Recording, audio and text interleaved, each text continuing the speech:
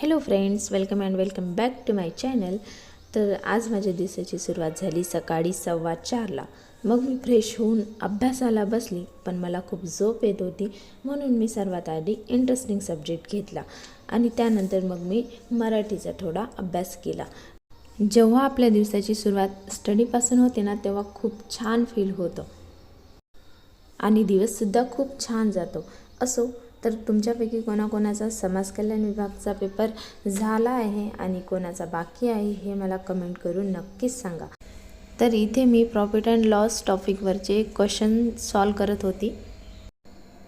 त्यानंतर 15 मिनिट मी मराठीची रिव्हिजन केली. तर अशा प्रकारे आज सकाळी मी 1 तास अभ्यास केला आणि खूप छान वाटलं.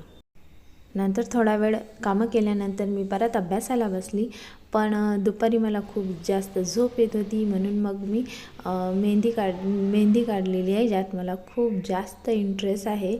आणि त्यानंतर परत मी अभ्यासाला बसली. तर मी आज माझं जे डेली टार्गेट होतं ते सर्व कंप्लीट केलेलं आहे आणि खूप छान वाटलं. आणि हे टार्गेट कंप्लीट करायला मला 3 तास 15 मिनिट लागले. बाय.